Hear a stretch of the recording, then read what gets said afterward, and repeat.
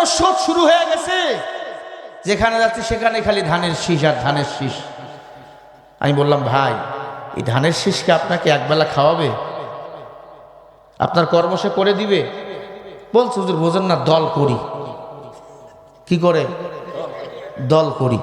আমি বললাম, ভাই তুমি ধানের শীষকে ভোট দিবা, আমি ভোট দেবো তাকে ফজরের নামাজ পড়বে যিনি, 5 ওয়াক্ত নামাজ পড়বে যিনি। ঠিক কথা? ঠিক কি? নির্বাচন আমি তো যাইনি। আরে ভাই ওয়াজটা করবো, যা দিচ্ছি পাও। এই দেখেন ভাই মন খারাপ করছে, আসলে ভাই মন খারাপ করছে, দেখছেন? আচ্ছা এইটা তো করবো আমি, দেখছেন? আসল জায়গায় হাত দিলে আমাদের দিলে লাগে না।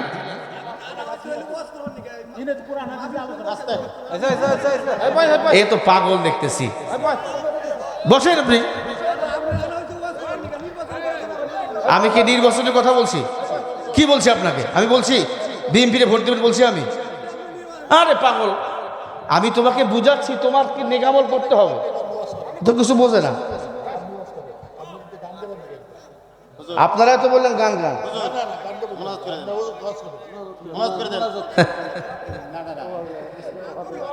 না না না, আচ্ছা আমি এই 30 সেকেন্ড দাঁড়ান। আমি কি বলছি একে ভোট দেন? বলছি, কথায় কথা আসলে বলে দিলাম আপনাদের। আপনারা আমরা ধরে আছি এ প্রধানমন্ত্রী হবে, এই হবে, হবে, কিন্তু আমাদের আখিরাতের চিন্তা কারো দিলে আছে? কিন্তু সেটাই বুঝাচ্ছি বাবা, কেন রাগ করলেন? আমি সেটা তো করতে আসি নাই বাবা, আমি তো প্লেন ওয়াশ করলাম। আমাকে একজন আসার সময় চা খাইলাম, বললো, আমাকে বলছে, হুজুর আপনি কি জামাত ইসলাম করেন? আমি বললাম না। কি করেন আপনি? আমি বললাম, আমি আল্লাহর দল করি। বলল, হুজুর ভোট দিবেন কারে? আমারে বলতেছে ভোট দিবেন কারে? দেখেন সাহেব দোকানদার কি নিশা। আমি বললাম, আপনি কারে দিবেন? কয় ভোট প্রধানমন্ত্রী তো তারেক রহমান হয়ে গেছে। কয় প্রধানমন্ত্রী তারেক রহমান হয়ে গেছে। আমি বললাম, তারেক রহমান প্রধানমন্ত্রী হয়েই গেছে। হুজুর কেন বললেন? আমি বললাম, আপনি কেন বললেন? কোরআন পড়বে যিনি, সুদ ঘুষ খাবে না যিনি, তাকে আমি ভোট দেবো। কথা বলেন ঠিক না বা ঠিক?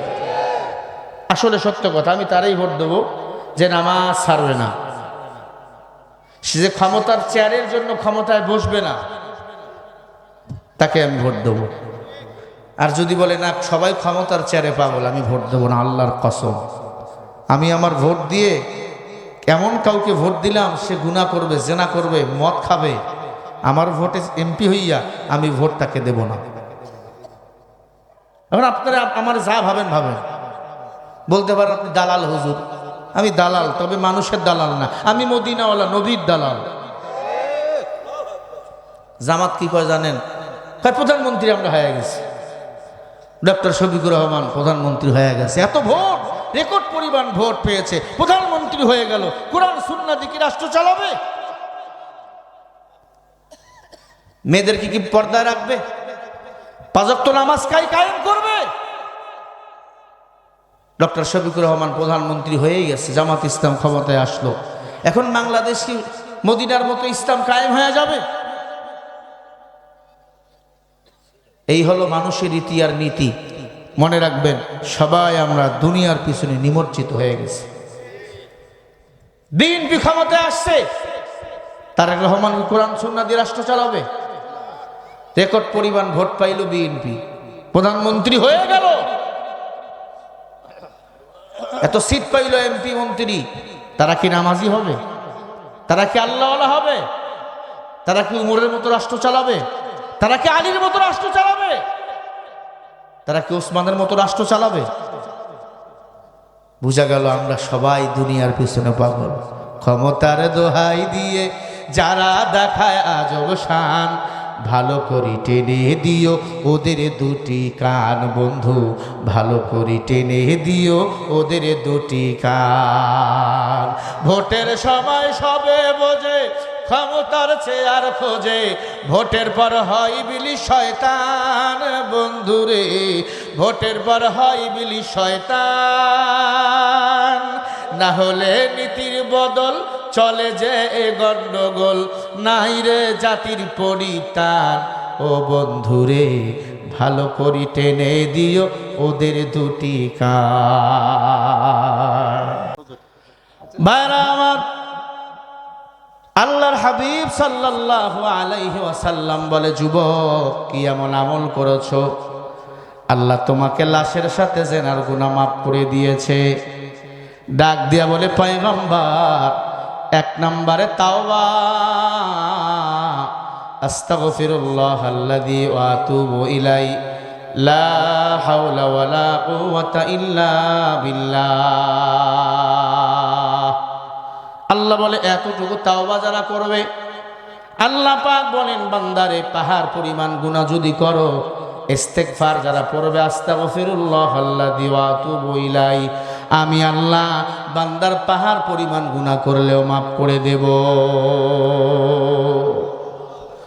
দুই নম্বরে গভীর রাতে কান্না আর দরুদ শরীফের আমল। গভীর রাতে কাঁদবেন আল্লাহকে পাওয়ার জন্য। দুনিয়ার কেউ শান্তিতে রাখে না, শান্তিতে রাখেন কে? সবাই বলেন, আল্লাহর জান্নাতে যেতে চান, পাহাড় পরিমাণ গুনাহ করছো, এক নম্বরে ইস্তিগফার, গভীর রাতে কান্না আর দরুদ শরীফের আমল যারা করবে, আল্লাহ পাক বলেন মরতে দেরি আমি আল্লাহ তাদেরকে জান্নাত দান করতে দেরি করি না। সুবহানাল্লাহ বলে। তাহলে দুনিয়ার মিছিল না দিয়ে ইস্তেগফার পড়বেন, আস্তাগফিরুল্লাহ আস্তাগফিরুল্লাহ আস্তাগফিরুল্লাহ আস্তাগফিরুল্লাহ। পারলে গভীর রাতে উঠে কান্না করবেন, তাহাজ্জুদ পড়বেন। অতিও গভীর হয় রজনী যখন, প্রভুর করুণা তুমি পাইবে তখন। প্রভুর করুণা যদি পাইবারে চাও, গভীর রাতে উঠে প্রভুর গুণগান গাও। গভীর রাতে তাহাজ্জুদ পড়বো তো ইনশাআল্লাহ। পাঁচ ওয়াক্ত পড়বেন, আগে পাঁচ ওয়াক্ত পড়বেন তো? জোরে বলেন না ইনশাআল্লাহ? আরো জোরে বলে ইনশাআল্লাহ। হাত নামা। ফেরাউন তিনজনের হাত দিয়া কবরে দাপন করলো। দাপন করাবার পর ফেরাউন সহ যত বেঈমানের দল দাঁড়িয়ে ছিল, সবার নাকের ভিতর মেশকম্বরের ঘ্রাণ আসতেছে। কিসের ঘ্রাণ? কিসের ঘ্রাণ? সবাই বলে এত সুন্দর ঘ্রাণ কোন দোকান থেকে আসে? পুরা মিশরের দোকানগুলো দেখা হতো, এত ঘ্রাণ কোথাও বিক্রি হয় না। একজন আল্লাহওয়ালা বুজুর্গ বলে, এই ঘ্রাণ, এই মিশকম্বরের ঘ্রাণ দুনিয়ার কোনো ঘ্রাণ না, এটা জান্নাতের ঘ্রাণ। কিয়ামত পর্যন্ত ওই কবর থেকে মিশকম্বরের ঘ্রাণ বাহির হতেই থাকবে।